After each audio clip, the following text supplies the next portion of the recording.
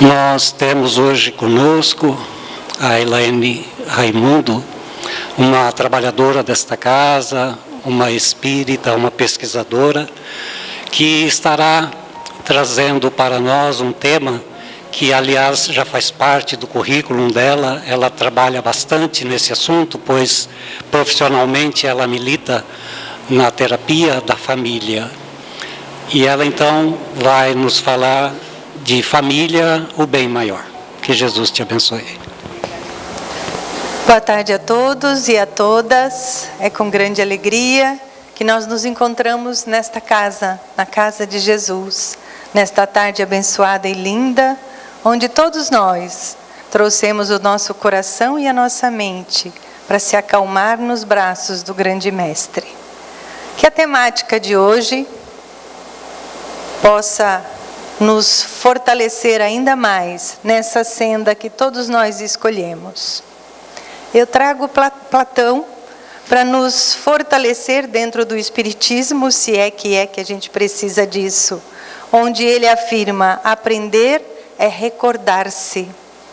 Todos nós somos herdeiros de nós mesmos e estamos vivendo um momento de história onde as gerações mais novas estão ensinando as mais velhas. Não sei se lá na sua casa é assim, mas lá em casa, se tratando de qualquer equipamento, a minha neta Martina, de 4 anos, já sabe mais coisas que eu em algumas coisas.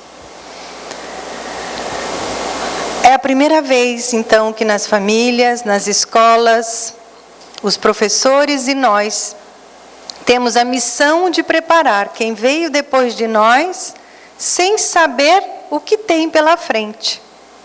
Porque anda muito difícil de arriscar previsões, né, do que teremos daqui 5 anos em termos tecnológicos.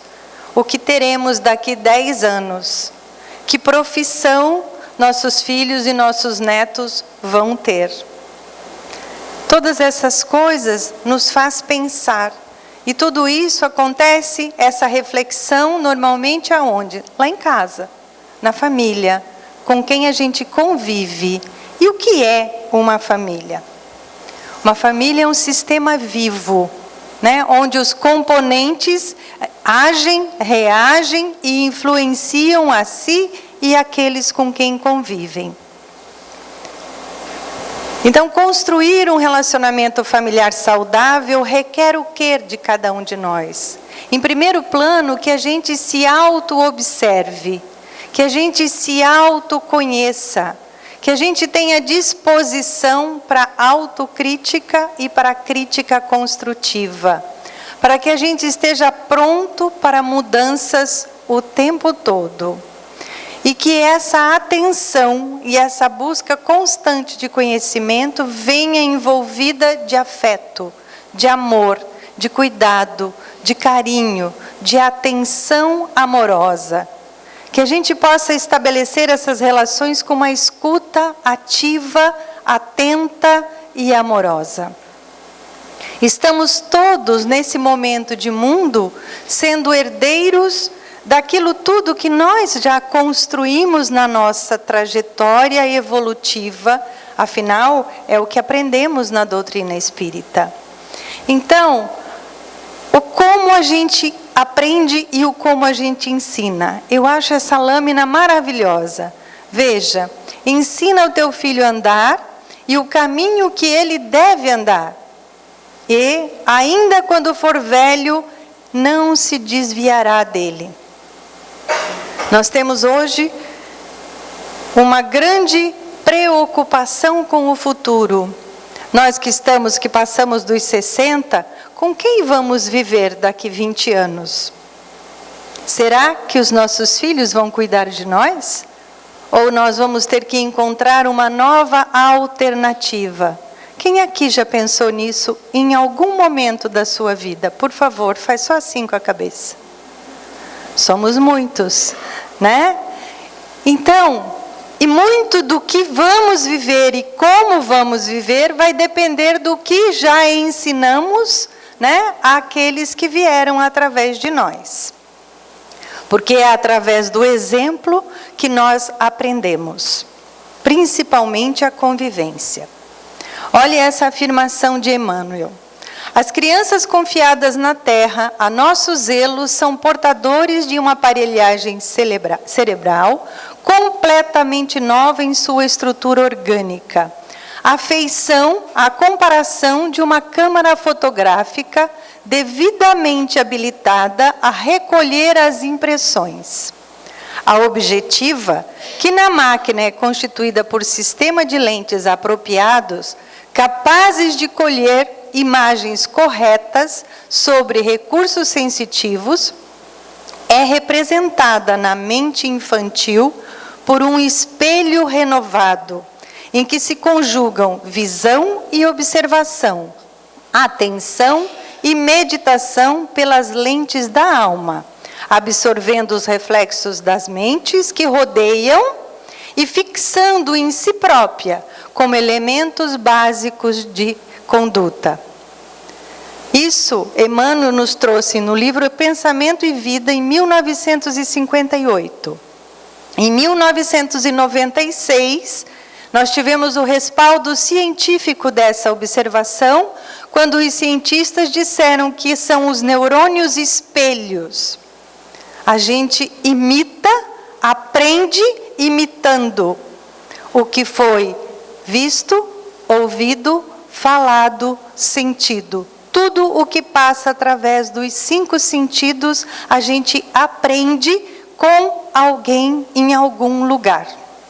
E as crianças recém-chegadas, aquela folha que absorve tudo ao seu entorno, vai aprender com o que a gente faz, muito mais do que com o que a gente fala. Então ela observa e tende a assimilar, a espelhar o comportamento. Muitas vezes ela fala e faz igualzinho ao adulto com quem ela convive. Na medida em que ela vai crescendo, isso vai passando pelo seu histórico de ser único e vai tomando um jeitão próprio. Mas todos nós passamos por isso. Alguém aqui fala algumas coisas igualzinho a sua mãe falava? Todos nós. Aos nossos pais, aos nossos avós, né? E muitas vezes nós nem chegamos a conhecê-los. E a gente faz coisas que eles faziam. Aí vamos encontrar no Evangelho segundo o Espiritismo, no capítulo 13, que estamos todos ligados por laços de reparação. Se soubéssemos o que nos aproxima nas relações atuais para o progresso mútuo, seríamos mais gratos ainda à sabedoria e à bondade do Pai Criador, que nos permite reviver para chegar até Ele. Então o caminho vai continuar sendo esse. André Luiz nos traz: o homem e a mulher, abraçando o matrimônio por escola de amor e trabalho, devem honrar os vínculos dos compromissos que assumiram perante a harmonia universal. Esses vínculos são assumidos muito antes da gente encarnar nessa existência.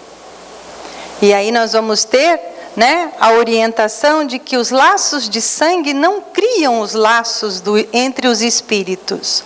O corpo procede do corpo, mas o espírito não procede do espírito, porquanto o espírito já existia antes da formação do corpo. Portanto, não são os pais que criam o espírito do filho. Os pais fornecem o envoltório carnal e vão ajudar esse ser a se desenvolver intelectualmente, moralmente, emocionalmente, psicologicamente, espiritualmente, na direção do progresso daquele ser que veio depois. E quando a gente colabora para a evolução de alguém, nós também evoluímos. Então, de novo, somos espelhos para os nossos filhos. Com o nosso exemplo, mostramos o que sentimos, pensamos e fazemos. E será o reflexo do que são e do que virão a ser no futuro. Porque a cada vez que a evolução material avança, nos cabe, enquanto seres humanos, sermos responsáveis pela formação daqueles humanos que vêm conviver conosco.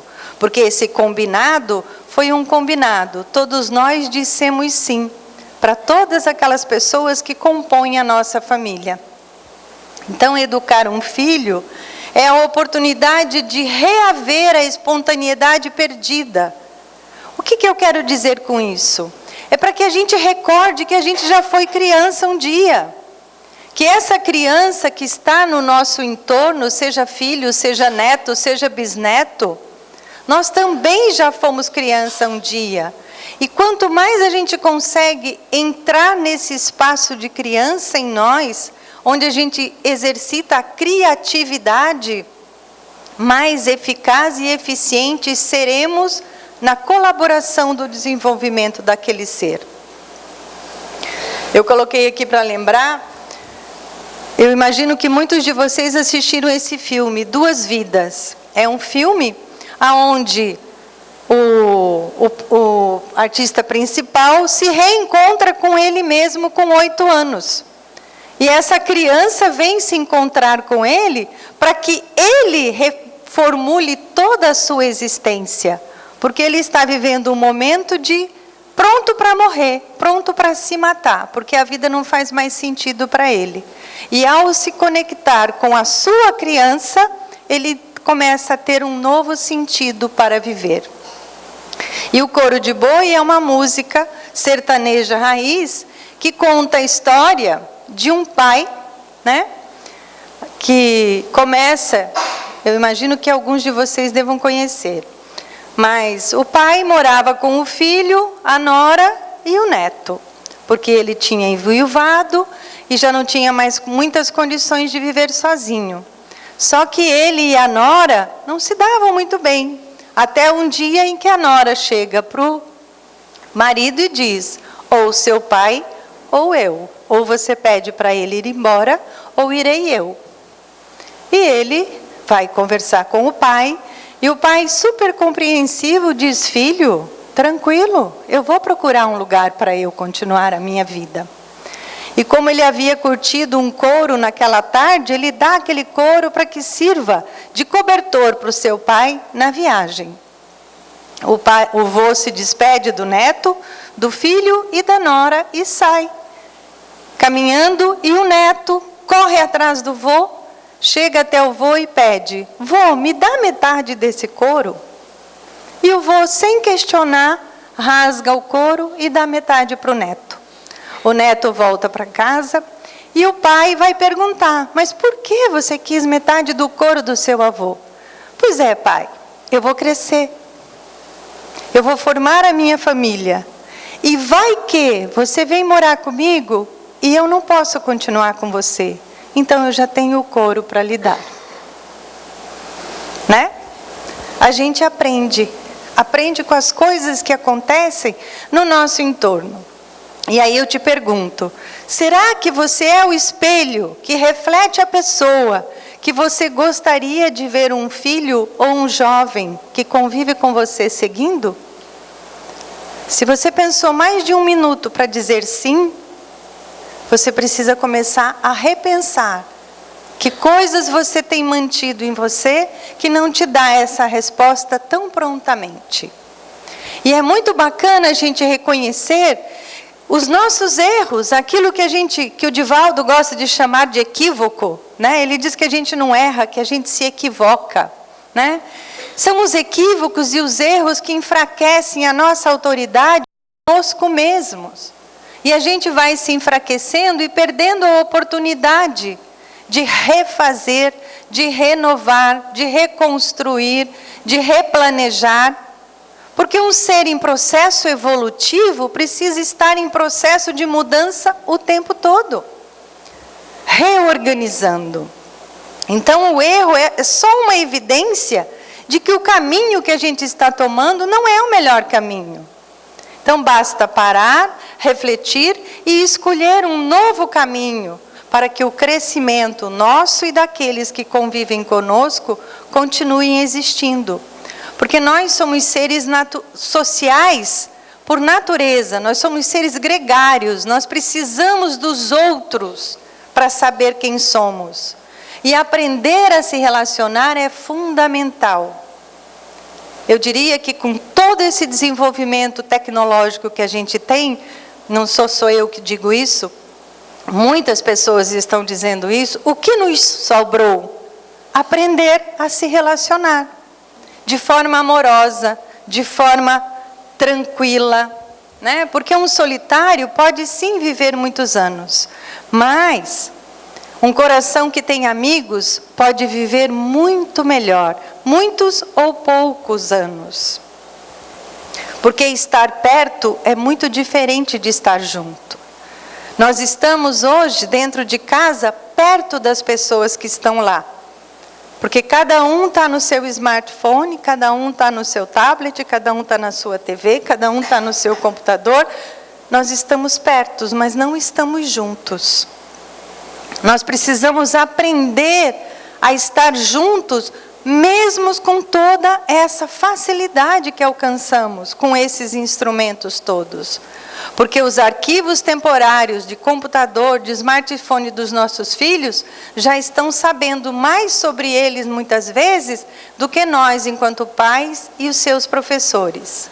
Então, onde é que nós estamos? Nós estamos sendo convidados a fazer esse caminho de volta, a se aproximar, a se interessar, a promover essa partilha desse algo que muitas vezes para nós é difícil.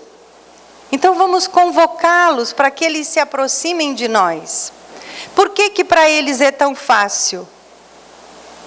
Porque a gente já viu o quanto a gente já aprendeu nas obras, principalmente de André Luiz, o quanto no mundo espiritual toda essa tecnologia já é muito, muito mais do que essa que a gente tem aqui. Então muitos vêm já habilitados para dar continuidade. Quando apresentado a um instrumento, ele já conhece aquilo ali mesmo. E na nossa trajetória, a gente vem aprendendo o tempo todo. Então, o nosso papel é de conviver.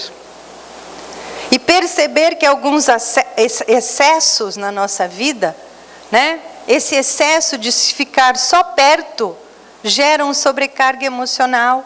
Nós estamos vivendo um momento com muita ansiedade em todos nós. Nós temos pressa. Nós precisamos ensinar aos nossos filhos que não é só passar o dedo que acontece, que a gente precisa fazer as coisas. Levá-los a conhecer como nasce uma planta, quanto tempo precisa para uma semente germinar, quanto tempo leva para um ser gerado. Essas coisas, quem vai contar para eles são os adultos que estão do lado deles, brincando, estimulando sonhos e desejos, para que eles não cresçam seres humanos repletos de angústia e ansiedade. Porque a gente acha que é muito fácil deixar, mas é muito dolorido a gente deixá-los por conta deles mesmos. Conversar sobre o que se sonha, o que se deseja. Porque dentro dos nossos sonhos está o nosso potencial divino. E sonhar pequeno e sonhar grande dá o mesmo trabalho. E nós precisamos estimular os nossos filhos a ter grandes sonhos. Aos nossos netos a sonhar muito grande. Mesmo que a gente veja meio turvo o futuro. Mas a vida vai continuar. Lembrando da individualidade, da diferença que existe dentro de cada um de nós, porque não começamos juntos. E por mais que a gente vá fazer algo esperando que eles cumpram aquilo que estão combinando conosco, cada um de nós tem a nossa trajetória. Nós não estamos aqui para realizar sonho do outro, estamos aqui para realizar os nossos sonhos. E mais uma vez eu insisto, enquanto a gente ensina, a gente aprende. E enquanto a gente aprende, a gente ensina. Essa lâmina também ela é bastante forte, ao meu ver. Que nós deveríamos tratar as nossas crianças como pede esse cartaz. tratar com cuidado, porque ali contém sonhos. E a forma como a gente se relaciona com eles, muitas vezes a gente mata o sonho lá no início ainda. Como pode ter acontecido com muitos de nós, que fizemos outras escolhas. Isso não nos impede de lembrar quem foi que é o responsável por isso. Olha o que nos fala a Mafalda, conversando com seu amiguinho, né? Por que os adultos ficam dizendo e fazendo coisas que a gente não entende? É muito simples. Quando você entra no cinema, no meio da sessão, você entende o filme? Não. Como os adultos é a mesma coisa. Como é que a gente pode entender eles? Quando nós chegamos, eles já tinham começado. E a gente começou e a gente precisa contar isso para quem vem depois. Nós precisamos fortalecer a nossa história. Contar como foi para você, o que você fazia, o que você não fazia, quando você também era pequeno ou pequena. Porque a emoção nos move o tempo todo. Nós sentimos, nós expressamos e nós atuamos. E quanto mais a gente olha para isso e divide isso com quem convive conosco, nós nos fortalecemos. Aristóteles afirmou: somos aquilo que fazemos repetidamente. Não há nada na nossa inteligência que não tenha passado pelos sentidos. Que sentidos são esses? São os 5 sentidos. É o ver, ouvir, o paladar, o olfato, né? O tato. Nós temos pessoas extremamente que precisam de contato. Todo bebê, se ele não for tocado, se ele não for acarinhado, ele vai ter problemas de saúde. O desenvolvimento dele fica prejudicado. Quem aqui gosta de abraço? Quantos abraços você deu hoje? 2? Quem deu 2, levanta a mão. 4, levanta a mão. Quem recebeu 4 abraços hoje? Que miséria, gente. Tá feia a coisa. Né? Tem um estudo que diz que nós precisamos de 8 abraços por dia para mantermos a Nossa Senhora! Quem foi que disse Nossa Senhora? Fica parada lá embaixo no final hoje e pega todo mundo que passar. Só para lembrar. São 6h25, 18h25, até meia-noite é hoje. Né? Não é possível que não vai dar para completar essa grade de 8 abraços, hoje ainda. Né? Esse estudo diz que pessoas que ganham ou dão, porque não tem como abraçar alguém e não receber, né? A pessoa pode ficar até meia durinha, mas ela acaba se entregando. Então, até meia-noite, quem sabe você completa essa carga. Porque abraçar tem a ver com autoestima. Pessoas de autoestima elevada não têm dificuldade nenhuma de abraçar as pessoas por aí. Nem as próximas, nem as recém-chegadas. Né? São pessoas confiantes, seguras de si. E vai dizer que não é muito bom ganhar um abraço de alguém que chega assim, do nada, e nos abraça. Então, fortalecer a nossa estima pode começar por isso. Você sabe se abraçar? Eu vou ensinar então. Presta atenção. Pega a sua mão direita e coloca no seu ombro esquerdo. Agora pega a outra mão e coloca no outro ombro. Dá uma viradinha na cabeça assim, ó. Menos um. A gente às vezes se queixa que não é amado. Você e eu precisamos aprender a nos amar, a cuidar de nós. Porque não é o outro que enche a minha bola, que fortalece a minha autoestima.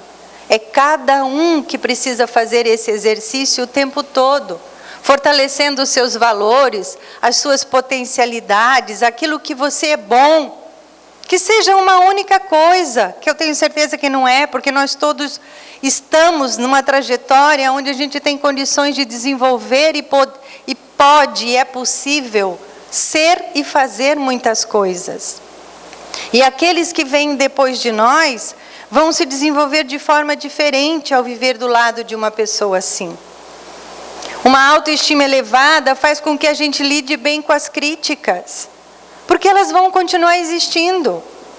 Nós temos mais condições de tolerar as frustrações, de conseguir ver os erros, as nossas falhas, os nossos equívocos como oportunidades de aprendizado e superação.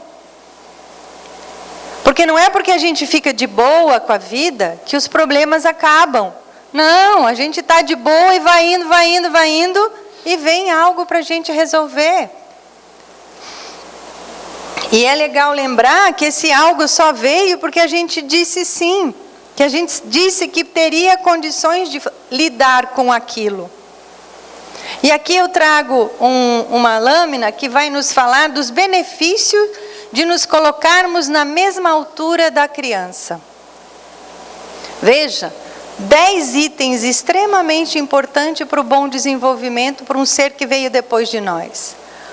Primeira coisa, nos colocarmos na altura de com quem estamos falando promove aumento da autoestima. Estarmos no mesmo nível da pessoa gera uma comunicação afetiva, cuidadosa.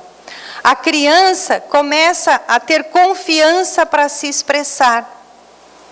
Porque pense você, né? Aqui, onde eu estou, você falando comigo dali. É desconfortável isso. Agora, quando a gente fica no mesmo olho com olho, a gente se sente mais livre. Mostramos que o que temos para dizer é importante. Vai gerar uma aprendizagem de igualdade. Porque o que é diferente nesse momento é a nossa idade apenas. Promove inteligência emocional. Gera uma comunicação não verbal com empatia, porque a gente se propõe a ficar da altura do outro. Ensina a se relacionar com calma e serenidade. Facilita escutá-la e manter o contato visual. E ajuda na concentração na hora da conversa. Se o teu joelho não aguenta baixar, senta. Porque o impacto da comunicação tem um estudo que diz que 7% do que o outro compreende vem das palavras que eu uso, daquilo que eu digo. 38% do que eu compreendo numa comunicação tem a ver com a qualidade vocal, do como se fala, do timbre, da pontuação, da tonalidade, do volume, da velocidade, da musicalidade, do sorriso na voz. 38% a gente capta e guarda a partir disso. Agora veja, 55% é do visual, daquilo que a gente vê a respeito do outro, da imagem não verbal daquela conversa. As imagens, os gestos de mão, de braço, a postura, o movimento, né? Então a gente precisa lembrar disso. O nosso corpo fala. E muitas vezes ele fala e grita muito mais do que o que a gente está falando. Você já se viu dizendo para alguém assim que te pergunta, tá tudo bem? E você diz, tá. Né? A gente já fez isso em algum momento. E o Haroldo Dutra nos diz assim, somos uma tessitura de vozes. Se faz necessário aumentar o volume e a quantidade das palavras e ações que elevam. Quando a gente faz algo elevado, quem ganha com isso? Nós e quem estiver envolvidos. Então, quanto maior os níveis de emoções positivas que a gente consegue alimentar em nós, vocês lembram da lição inicial do Fonte Viva? A primeira frase dizia que tudo nasce na nossa mente. Né? E nós podemos aprender a cuidar disso, para estar em estados positivos, ter ideias positivas, estar satisfeito com a vida, apesar das coisas que acontecem. Isso vai nos dar mais vitalidade, seremos pessoas mais otimistas e seremos mais empáticos, teremos mais condições de nos colocar no lugar do outro. Isso dá continente, isso nos dá sentimento de pertencimento, de estar envolvido ali aonde a gente vive. E isso vai nos dar bem-estar físico e psicológico, espiritual e etc. e tal. E não significa que nós estamos negando ou ignorando os aspectos negativos ou doloridos da vida, as dificuldades da vida. Mas significa que nós estamos fazendo um convite para que você amplie em você os estados associados àquilo que te deixa bem. E cada um de nós sabe o que nos deixa bem. E o que estamos fazendo para estarmos envolvidos em alegria? Esse sentimento que expande, que contagia. Ser alegre, estar alegre, propiciar momentos de alegria é saudável. Faz com que a gente libere os hormônios do bem-estar quando a gente está num momento de prazer. Quando a gente compartilha com amigos, com a família, com pessoas com quem a gente gosta de estar. Então, manifestar a nossa alegria pelas nossas vitórias. Você já parou para ver e agradecer hoje toda a sua trajetória? Quem você é hoje é resultado de tudo o que você já foi, lembrando ou não lembrando disso. E o amor? Como é que a gente tem manifestado o nosso amor pela vida? O nosso amor por esse corpo que carrega a nossa essência, quem somos nós, esse templo sagrado. Como você tem se alimentado? Com amor? Que você tem preparado um prato de refeição? Como você dorme? Quantas horas você dorme? Tudo isso são coisas muito simples e que colaboram e dizem o quanto a gente está se amando. E para aprender a se amar, a gente pode estudar, a gente pode refletir, a gente pode observar, a gente pode reiniciar uma forma de fazer algo. A gente tem as nossas intuições, os nossos anjos da guarda, os nossos espíritos protetores que estão ali tendo um trabalho danado para dizer faz isso ou não faz aquilo. E a gente, muitas vezes não faz muita questão de escutar.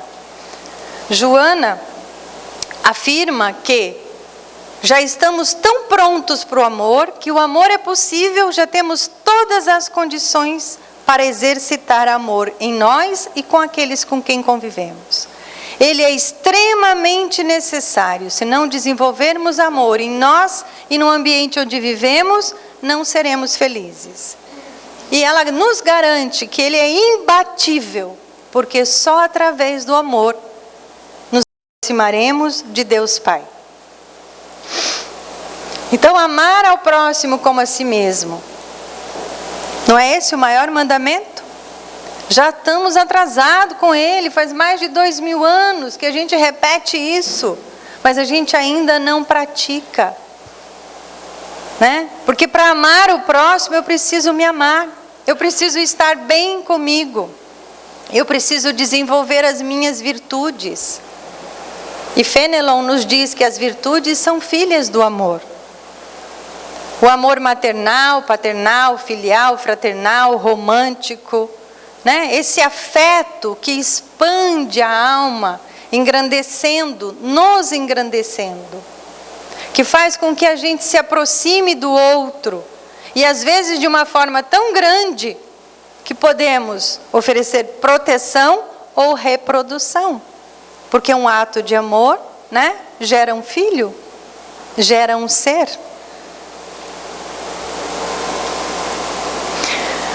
O amor é a tecnologia mais sofisticada de todos os universos. Só com o amor será possível reinventar e reencantar o mundo, os lares e as pessoas. De que lares estamos falando? De que pessoas estamos falando? Estamos falando de nós mesmos. Quando a gente assumir esse poder que já habita em nós, nós estaremos em maior velocidade no nosso desenvolvimento. Essa é a utopia humana, diz um autor, né? Mas utopia é só algo que não se realizou ainda. Quando a gente começar a realizar, deixa de ser utopia e nós vamos florescer nesse mundo. Olha que lindo.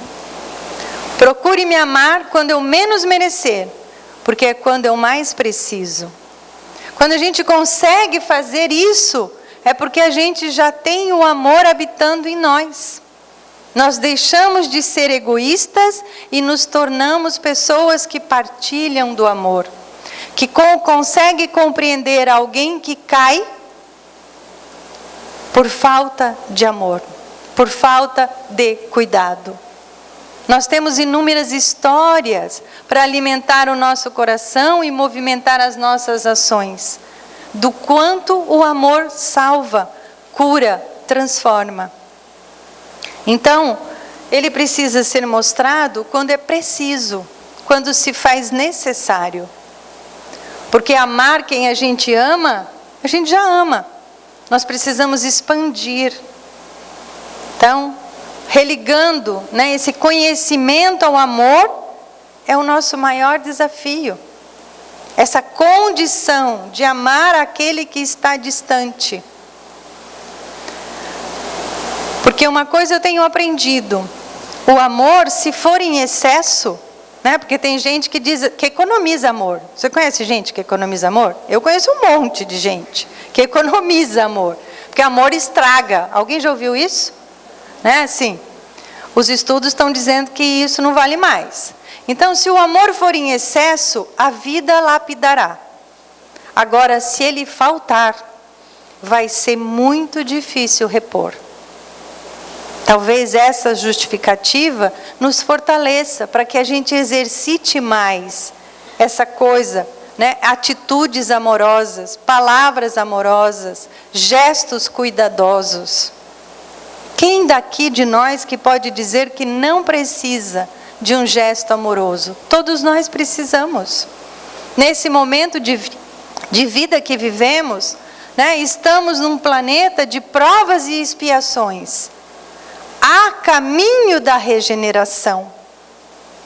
Então só precisamos ser amados para poder fazer essa pausa e passar para o outro lado. Voltando a falar das crianças, né? Ela é um espírito inteiro, integral, capacitado a assimilar toda e qualquer informação que a gente levar até ele, sem qualquer análise e seleção. Se a gente for alguém que representa um ser importante, ele vai seguir, seja para o bem ou não para o bem. Uma vez em seu mundo psíquico, que não se acha em condições de discernir com profundidade.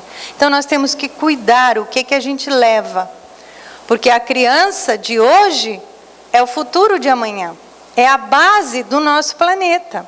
Atendê-la bem hoje, podemos pensar, inclusive, que é um gesto egoísta.